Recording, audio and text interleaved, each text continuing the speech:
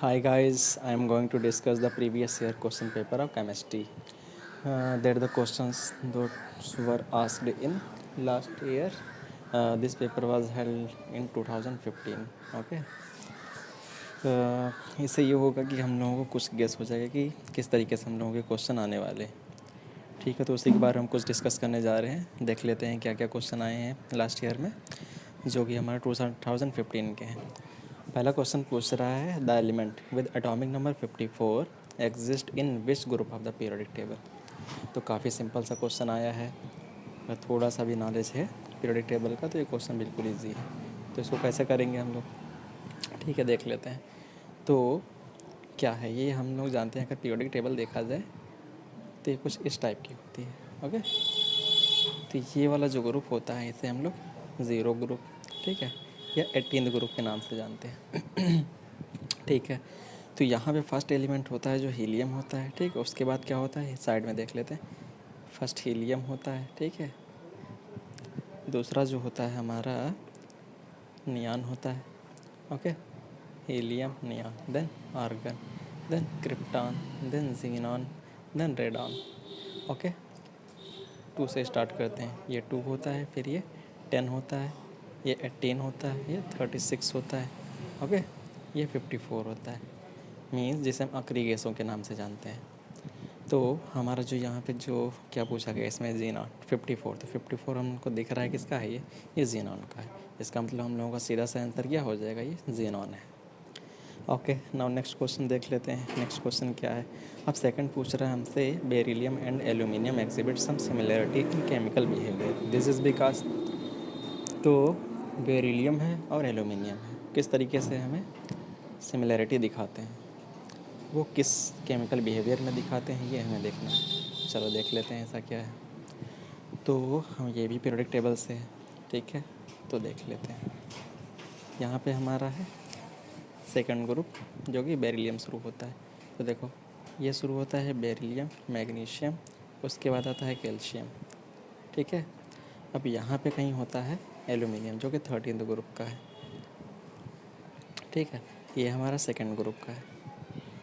ठीक है, ये हमारा होता है फर्स्ट ग्रुप, जिसमें क्या आते हैं, हाइड्रोजन से शुरुआत होती है। ठीक है, hydrogen, okay, lithium, sodium, potassium, ये सब आते हैं इस ग्रुप में। ओके, यहाँ पे हमारा बेरिलियम। ओके, यहाँ पे कहीं पाया जाता है बोरान। ओके, फिर इसके बाद सेकंड पीरियड है उसमें पाया जाता है aluminium.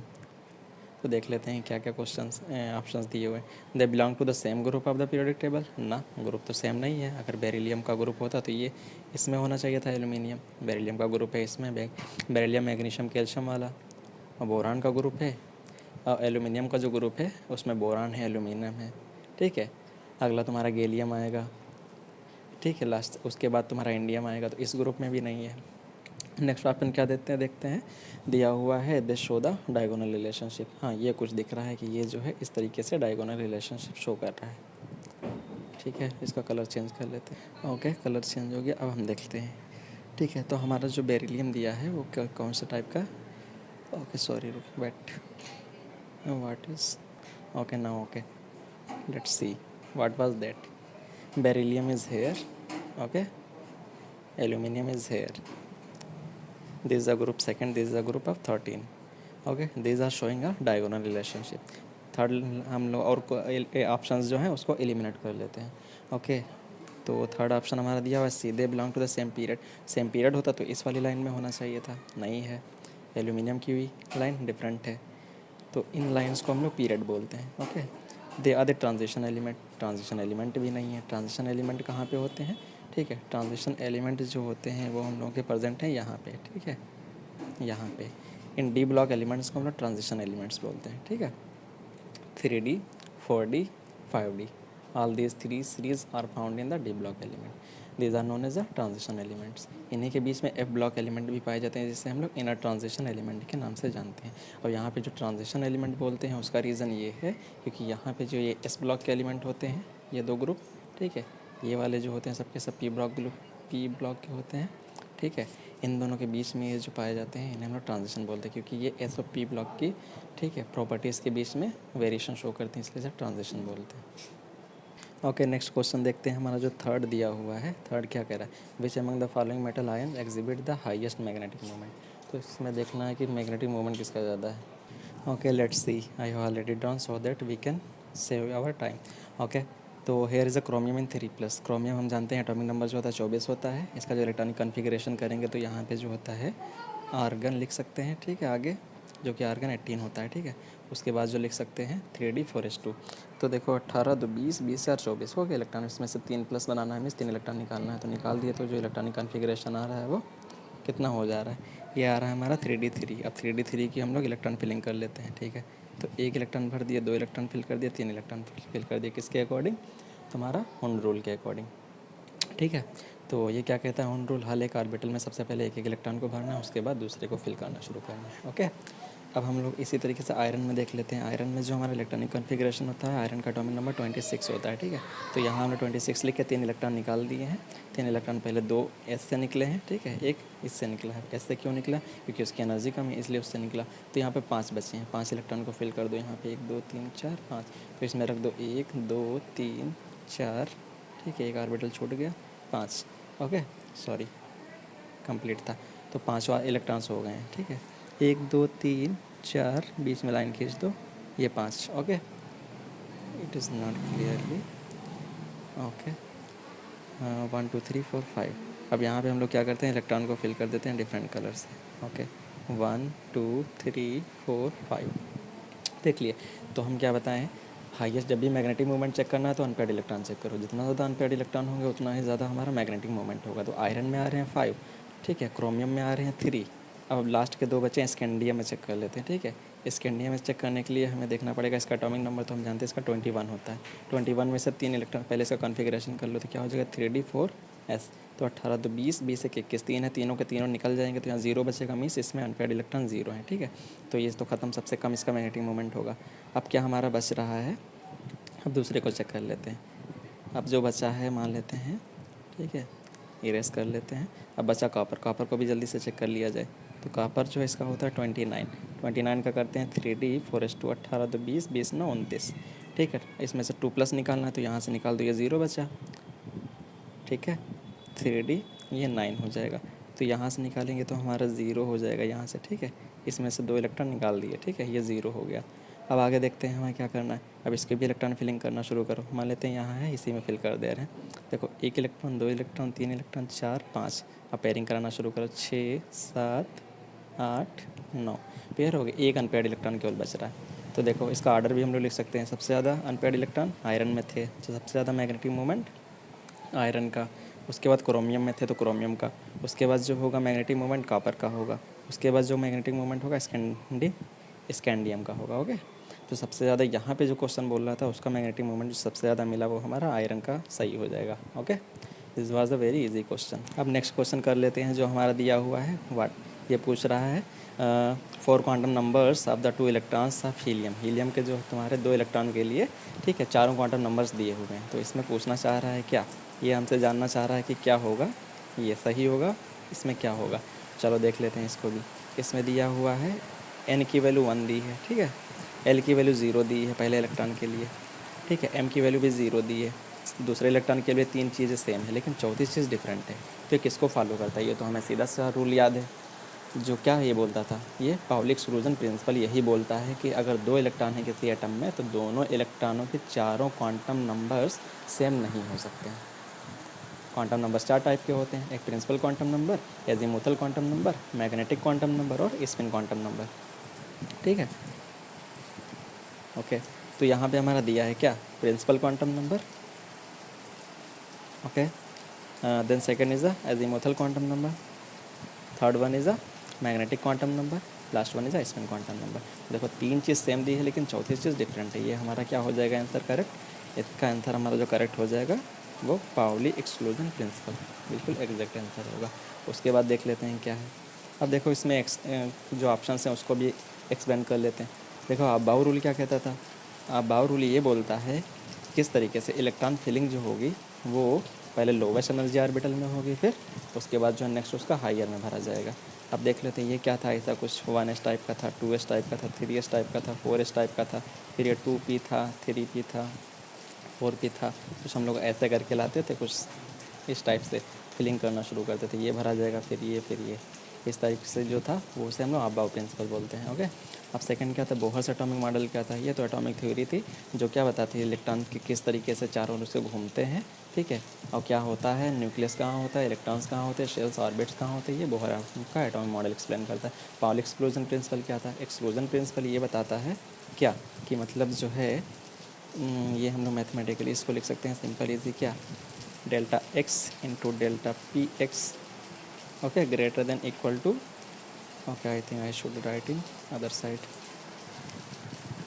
delta x into delta px must be greater than equal to h upon 4 pi, means position और मोमेंटम को जो है एक साथ फाइंड नहीं किया जा सकता है। ये था Heisenberg's uncertainty principle. Okay, I think all this things will be very clear to all of you. Okay, if you have any doubt you can ask in comment section. And next question is what, next question is that which one of the following is in the correct increasing order of the electron affinity. पहले electron affinity जानना पड़ेगा, ये होता क्या है। Electron affinity हम जानते हैं क्या, किसी भी एटम के आउटर मोस्ट सेल में अगर एक इलेक्ट्रॉन को ऐड करना है तो ऐड करते टाइम जो भी एक्स्ट्रा एनर्जी रिलीज होती है उसे हम लोग उसकी इलेक्ट्रॉन अफिनिटी बोलते हैं। तो एक चीज़ याद रखो, सिंपल सा फंडा बस ये याद रखो, इलेक्ट्रॉन अफिनिटी जो है शॉर्ट में लिखते हैं, इलेक्ट्रॉन अफिनिटी डायरेक्टली प्रोपोर्शनल है किसके, इफेक्टिव न्यूक्लियर चार्ज के, ठीक है। इन्वर्सली प्रोपोर्शनल होता है किसके, नंबर ऑफ शेल्स के। तो हम ये भी जानते हैं पीरियोडिक टेबल में क्या, ऊपर से नीचे जाते हैं तो नंबर ऑफ शेल्स इंक्रीज़ करता है, मीन्स एटॉमिक साइज इंक्रीज़ करता है। लेफ्ट टू राइट जानते हैं क्या होता है, साइज डिक्रीज़ करता है, क्योंकि एटॉमिक शेल्स जो होते हैं सेम रहते हैं, शेल चेंज नहीं होता है। इसका मतलब क्या है, electron affinity left to right जाने पर इंक्रीज़ करेगी, ठीक है, क्लियर। ओके, तो इलेक्ट्रॉन अफिनिटी जो होता है लेफ्ट टू राइट जाने पे हमारी इंक्रीज़ करती है। तो यही ऑर्डर देख लेते हैं, और डाउन द ग्रुप क्या होगी, फिर डिक्रीज़ करेगी। इसका मतलब क्या है, ये हमें देख लेते हैं किस में, एटॉमिक नंबर के हिसाब से देख लेते हैं। तो ये एटॉमिक नंबर जो दिया है, फ्लोरीन का 9 होता है, ठीक है, नाइट्रोजन का 7 होता है, ऑक्सीजन का 9 होता है। तो हमको क्या होना चाहिए, पहले 7 होना चाहिए, ऑक्सीजन 8 होता है ना, ओके, 7 फिर देन 8 फिर 9, इस टाइप से कुछ होना चाहिए था, लेकिन ये जो है ऑर्डर कुछ रिवर्स दिख रहा है। ओके, सेकंड देख लेते हैं, ये क्या दिख रहा है, magnesium, calcium, strontium, barium, means down the group है सेकंड। तो डाउन द ग्रुप हम बताएं कि डिक्रीज़ करता है, तो ये ऑर्डर गलत हो गया। अब क्या बचा, हम लास्ट वाले को एलिमिनेट कर लेते हैं, देखें क्या है इसमें। तो लास्ट वाले में दिख रहा है हमें कि ये हमारा जो है लिथियम, सोडियम, पोटेशियम, सीजियम, ये भी डाउन द ग्रुप है। तो डाउन द ग्रुप क्या हो रहा है, ऑर्डर ये इंक्रीज़ दिखा रहा है, तो इसका मतलब ये भी गलत है। बचा कौन ऑर्डर हमारा, ये जो कि है सी। अब सी को देख लेते हैं किस तरीके सही है। अब देखो ऊपर से नीचे आने पर सबसे पहले आता है हमारा क्या, फ्लोरीन, देन आता है क्लोरीन, देन आता है ब्रोमीन, देन आता है आयोडीन। ओके, हम जानते हैं डाउन द ग्रुप क्या होता है, इलेक्ट्रॉन अफिनिटी डिक्रीज़ करती है। तो सबसे ज़्यादा होना चाहिए था फ्लोरीन की, देन क्लोरीन की, देन ब्रोमीन की, देन आयोडीन की। ओके, ब्रोमीन देन आयोडीन की। लेकिन एक एक्सेप्शन हमेशा याद रखना, क्लोरीन की इलेक्ट्रॉन अफिनिटी हमेशा फ्लोरीन से ज़्यादा होती है। तो ये ऑर्डर जो होता है थोड़ा सा रिवर्स हो जाता है। इसका एक फंडामेंटल रीज़न ये है क्योंकि फ्लोरीन का साइज़ छोटा होता है। चलो देख लेते हैं, इसका मतलब ये ऑप्शन सही निकला। अब देख लेते हैं इसका रीज़न क्या है। देखो ये जो साइज़ होता है, ठीक है, ये जो होता है फ्लोरीन का होता है, ये साइज़ जो होता है वो क्लोरीन का होता है। तो फ्लोरीन में टोटल 9 इलेक्ट्रॉन होते हैं, जब इसमें 2,7 जब फिल करते हैं तो आउटर मोस्ट सेल में 7 इलेक्ट्रॉन होते हैं। यहाँ पर इलेक्ट्रॉनिक रिपल्शन बहुत ज़्यादा होता है, जिसकी वजह से बाहर से जो आने वाला इलेक्ट्रॉन है बहुत ज़्यादा इलेक्ट्रॉनिक रिपल्शन फील करता है, जिसकी वजह से इसको स्टेबिलिटी नहीं मिलती है, जिसकी वजह से इसकी ये इलेक्ट्रॉन एक्सेप्ट ही नहीं करेगा, मीस इलेक्ट्रॉन एफिनिटी इसकी डिक्रीज़ कर जाती है। वही क्लोरीन का साइज़ ज़्यादा बड़ा होता है, जिसकी वजह से इलेक्ट्रॉन को ईजिली एक्सेप्ट कर लेता है। इसका मतलब क्या, इसकी इलेक्ट्रॉन एफिनिटी जो होती है फ्लोरीन से ज़्यादा हो जाती है। ये इसका बेसिक आंसर था, ठीक है। नेक्स्ट क्वेश्चन हमारा देख लेते हैं 6, बहुत ज़्यादा इजी है। विच one of the following is the least electronegative element. तो लीस्ट इलेक्ट्रोनेगेटिव देखना है तो हम जानते हैं जितने भी क्या होते हैं नॉन मेटल्स होते हैं सबके सब इलेक्ट्रोनेगेटिव होते हैं, लेकिन इसमें सबसे आसान तो क्वेश्चन यही पूछ लिया जो कि सोडियम यहाँ रखा है, जो कि हम जानते हैं मेटल है। मेटल क्या होता है, जो इलेक्ट्रॉन को लूज़ करने की टेंडेंसी रखते हैं, जो इलेक्ट्रॉन आसानी से निकाल दें, उसे हम लोग बोलते हैं मेटल्स। जो इलेक्ट्रॉन जिनके ऊपर जो गेन करते हैं, जिनके ऊपर नेगेटिव चार्ज होता है उसे नॉन मेटल बोलते हैं। तो तीनों के तीनों नॉन मेटल हैं जो कि इलेक्ट्रोनेगेटिव हैं, और जहाँ हमेशा मेटल्स होती हैं, ठीक है, नॉन इलेक्ट्रॉन नेगेटिव एलिमेंट होते हैं एंड विद रिस्पेक्ट टू, ठीक है, नॉन मेटल्स। ओके, तो बहुत ज़्यादा इजी क्वेश्चन था। अब 7 देख लेते हैं। Which of the following is the highest value of ionic radius. तो ये भी इसको करने के लिए हम लोग सबसे आसानी से समझ सकते हैं क्या, बहुत ज़्यादा इजी है।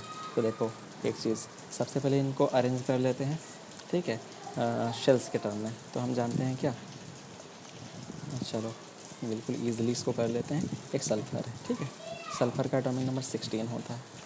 क्लोरीन है, उसका एटॉमिक नंबर जो होता है, चलो सही से लिख लेते हैं, ये 17 होता है। तो इलेक्ट्रॉन्स इसमें देख लेते हैं, इसके ऊपर 2 माइनस आ चुका है, इसके ऊपर 1 माइनस आ चुका है। 16 थे, 2 ऐड हो गए, इलेक्ट्रॉन 18 हो गए। इसके पास भी 17 थे, एक इलेक्ट्रॉन ऐड हो गया एंड 18 हो गए। लेकिन प्रोटॉन्स कितने हैं, प्रोटॉन्स इसके जो एटॉमिक नंबर होता है उसी को प्रोटॉन्स बोलते हैं। एक फार्मूला याद रखो, Z बराबर P बराबर E, ठीक है। जितना एटॉमिक नंबर होता है उतने ही इलेक्ट्रॉन्स होते हैं, उतने ही प्रोटॉन्स होते हैं। तो इसका मतलब टोटल जो मास नंबर होता है इक्वल टू तुम्हारा क्या होता है, प्रोटॉन्स प्लस न्यूट्रॉन के जितने भी अंदर न्यूक्लियॉन्स होते हैं, ठीक है, उन दोनों के सम के इक्वल होता है। तो यहाँ से कभी भी निकालना एटॉमिक नंबर कितना होगा, मास नंबर कितना होगा, न्यूट्रॉन कितना होंगे, कितने प्रोटॉन्स होंगे, ईजिली हम लोग इस फार्मूले से कैलकुलेट कर सकते हैं। यहाँ पर देखो प्रोटॉन क्या है, दूसरे वाले का 17 भी है। अब देखो इफेक्टिव न्यूक्लियर चार्ज या साइज़ किस पर डिपेंड करता है, साइज़ डिपेंड करता है अंदर प्रोटॉन्स कितने हैं जो बाहर से इलेक्ट्रॉन को खींच रहे हैं। देखो जितना ज़्यादा अंदर चार्ज होगा, बाहर वाले इलेक्ट्रॉन को उतनी तेज़ी से अंदर की ओर पुल करेगा तो साइज़ डिक्रीज़ होगा, ठीक है। तो देखो इसमें प्रोटॉन्स किस में ज़्यादा है। और एक चीज़ और याद रखो, हमेशा जितने भी मेटल्स होते हैं, ठीक है, जिनके ऊपर पॉजिटिव चार्ज होता है उनका साइज़ हमेशा ही छोटा होता है उनके कंपेयर में जिनके ऊपर नेगेटिव चार्ज होता है। इसका यही फंडामेंटल रीज़न हम एक्सप्लेन कर रहे हैं। देखो किस तरीके से, ये हमारा सल्फर 2 माइनस था, ये हमारा क्लोरीन माइनस था, यहाँ पे 16 होता है, ये 17 होता है। इलेक्ट्रॉन देखे थे कितना, ये हमारे टोटल 16 टू 18 हो चुके हैं। इलेक्ट्रॉन 17 था, एक ऐड हुआ, यहाँ पे भी 18 हो गया। प्रोटॉन कितने हैं, प्रोटॉन हमारे यहाँ पे 16, यहाँ पे 17। देखो 18 इलेक्ट्रॉन को खींचने वाले, ठीक है, 16 प्रोटॉन, ठीक है, यहाँ पे 18 इलेक्ट्रॉन को खींचने वाले 17 प्रोटॉन है। तो यहाँ पे प्रोटॉन का नंबर ज़्यादा है, इसका मतलब जो है इसको जो खींचने के लिए जो टेंडेंसी है ज़्यादा है, इसका मतलब इसका साइज़ छोटा हो जाएगा, इसका साइज़ बड़ा हो जाएगा। इसका मतलब यहाँ पे जो हमारा फाइनल आंसर होगा वो S2 माइनस होगा। कभी भी जितना नेगेटिव ज़्यादा पाना, जितना ज़्यादा नेगेटिव चार्ज हो, ठीक है, उतना ज़्यादा साइज़ बड़ा होता है। जितना ज़्यादा पॉजिटिव चार्ज है उसका साइज़ उतना छोटा हो जाता है, ठीक है। ये इतना आप सबको बहुत ज़्यादा क्लियर होगा। ओके गाइज़, यहाँ से हम लोग कुछ क्वेश्चन पूरे कर लिए हैं। अगर आपको नेक्स्ट क्वेश्चन और चाहिए तो आप कमेंट करके ज़रूर बताएं। इसके बाद जो होगा हम लोग पूरा पेपर फिर डिस्कस करेंगे। अगर जैसा भी आप लोगों को वीडियो लगा हो, ठीक है, उस हिसाब से अपना कमेंट करें। अगर अच्छा लग रहा हो तो इसे लाइक, सब्सक्राइब और शेयर करें। Okay guys, we will see you in next class. Okay.